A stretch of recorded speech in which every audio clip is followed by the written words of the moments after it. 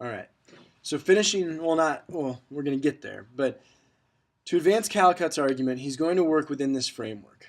Okay? He's going to work within this framework that instrumental value exists undoubtedly. Like when we go out and we look at a tree and we say, all right, I could chop that tree down. I could make it. I could use it for firewood. One, that's instrumental.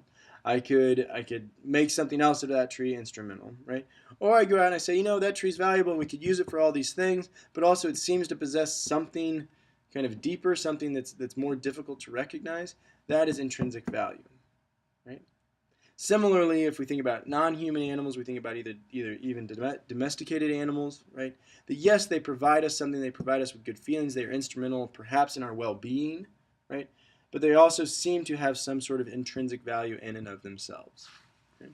So now where Calcutt takes the argument is he examines kind of the Endangered Species Act, excuse me, as it relates to this kind of notion of intrinsic value. Okay?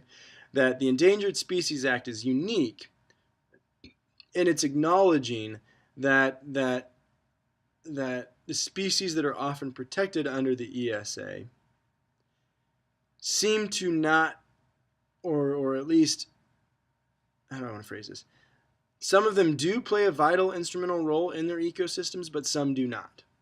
And so Calcutt is going to say, well, why do we still protect those species that seem to play no instrumental role in their ecosystems? Okay?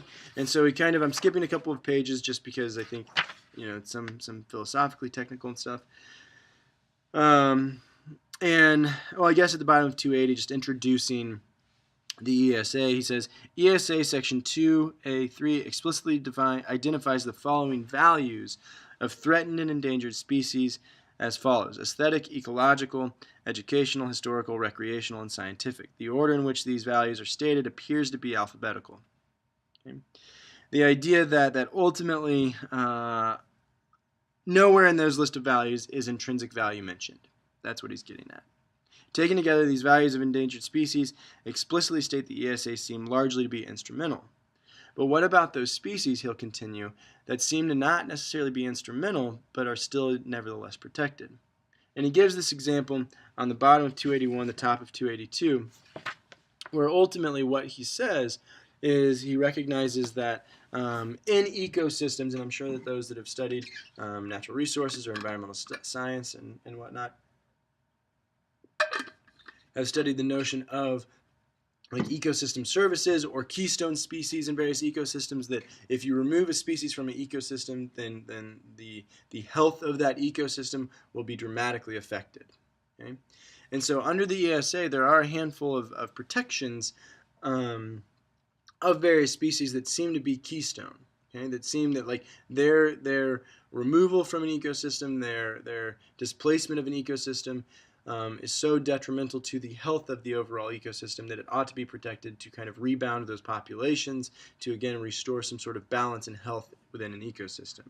And so Calcutt gives this example of that kind of scenario on 281, the top of 282, but then he also kind of in the same way that he introduced the pup fisheries, those desert fishes, he also says, well, what about those species that seem to play no vital role in their ecosystem, but are nevertheless protected? What is the ESA inferring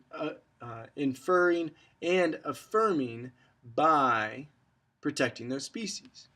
Okay? So, for example, on the bottom of 281, when the southern subspecies of sea otter, very cute little animals, was reduced in number to near extinction, the underwater kelp forests on the continental shelf off the west coast of the United States began to disappear because their holdfasts were being eaten by interrupting populations of sea urchins, resulting in cascading ecological effects. Sea otters prey on shellfish, that's difficult to say kind of, sea urchins included. When sea otter populations rebounded, sea urchin populations were reduced and kelp forests regrew and once again provided the habitat for many other animal species. Because sea otters indirectly benefit other species and are vital to the persistence of kelp-dominated aquatic communities, I love that phrase, kelp-dominated aquatic communities, their instrumental ecological value would seem robust enough to outweigh the value of their fur. Okay? So a little technologically, or at least technical language there, but essentially what Calicott is drawing our attention to is that sea otters were protected, right? And why were they protected? They were protected because as they were being killed for their fur, the imbalance of the underwater kelp community, the kelp-dominated aquatic communities became out of balance. Right? And various instances of ecological imbalance occurred because of the killing of these sea otters. And so what Calicott makes the argument is that this sea otter was undoubtedly protected because of the ecological importance to that ecosystem in and of itself. Okay? Now, he writes, unlike the sea otter, okay, few threatened and endangered species are essential to the provision of ecosystem services. Okay? The species whose members are the fewest in number, blah, blah, blah. I'm just going to skip that part. He gives an example. The red-cockaded woodpecker, for example, is not a keystone species, nor does it play any other vital role in an ecosystem. The fact that it has become endangered as a result of the lumber industry suggests that the red-cockaded woodpecker's aesthetic, ecological, educational, historical, recreational, and scientific values, understood to be purely instrumental, compete poorly on a level playing field in the various instrumental values of the forest and where it lives, such as forests are converted to, after such forests are converted to other uses. Right? So insofar as the protection of this woodpecker is such, because it doesn't seem to play any sort of instrumental role, even aesthetic role, but to the effect that it's still protected, and so Calicott's going to argue that protection is due to affirming the intrinsic value of that species. And if that is the case, right, then where, and perhaps the argument goes, where is that line drawn? That it might very well be the case that intrinsic value in nature exists continuously for all non-human species. Right? And that's kind of a provocative claim. Because if that is the case, if species, right, if non-human species do have intrinsic value, then that may very well change some of our responsibilities to those species. Moreover, it may very differently change how we view, how we engage with on various policy decisions, on various personal decisions with regards to the natural environment. That if we value the environment intrinsically, our decisions might very well be quite different as opposed to just valuing them instrumentally. The last thing to mention here, which is just kind of philosophically interesting to think about, and this is where he goes here on 282. He says the ESA operationally provides legal rights for listed species on implicitly recognizing their intrinsic value. Okay? So essentially, and I said that kind of quickly, but what Calicott wants us to look at is this focus on legal rights. And so philosophically, rights are interesting. That the question, do we have actual rights? Is there such a thing as God-given or natural rights, such as the right to life, liberty, right, the pursuit of happiness, all of these things that we seem to be guaranteed? To the extent that rights are conferred by others, conferred by pieces of legislation that give us a certain thing, like the right to bear arms, the right to free speech, are those natural rights or are those created rights? Okay. So the concept of rights in general, I think, is really fascinating. But nevertheless, I would agree that, or I would argue that most of us would agree that we do have some sort of right. We have some sort of right to life, to live our lives how we want, to right to autonomy, etc. And if we think we have rights, Calicott argues, then what's to stop us from saying that animals have rights? And so just again, in general, something worth investigating, said that with weird inflection, investigating, is do animals have rights? And Calicott argues that the ESA, right, what it does is it gives legal rights to protected species. Okay?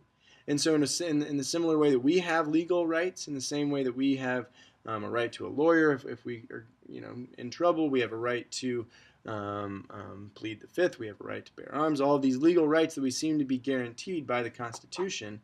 Now these non-human animals also have legal rights protected by the ESA. And so by conferring these animals legal rights, Calicott argues, again, there seems to be some recognition of intrinsic value. This is on 283. Blah, blah, blah. In effect, legal rights recognize and are based on the intrinsic value of entities to which such rights are accorded. In short, then, the ESA operationally confers legal rights on listed, threatened, and endangered species, and thus implicitly recognizes their intrinsic value. Okay. So again, this focus on if animals have rights and they are protected by the ESA, then exactly when we think about non-human animals, we ought to think of them as having intrinsic value. Okay? And there's more to his argument, but for the sake of the quiz, for the sake of the class, for the sake of your time, we'll end it there. Okay? So taking kind of Callicott's approach and getting us to think about the environment, thinking about how we relate with nature, how we relate with non-human species. Do we value the environment instrumentally, or do we value it intrinsically? Because for Callicott, and I would argue as well, it does perhaps matter. Because if we value, in the same way that Kant kind of draws up our focus on instrumentality, if we value non-human species and the environment just instrumentally, then we're going to exploit it, we're going to use it, and we're not necessarily going to be considerate of it. Right? But if we think that non-human animals and the environment does have intrinsic value in and of itself, then our approaches might very well be different. Right? We might very well approach our relationship with the natural world, our relationship with the environment, our relationship with non-human animals in a very different way due to the fact of thinking and recognizing that perhaps the environment and nature has some sort of intrinsic value, has some sort of value that's deeper, that's value in and of itself.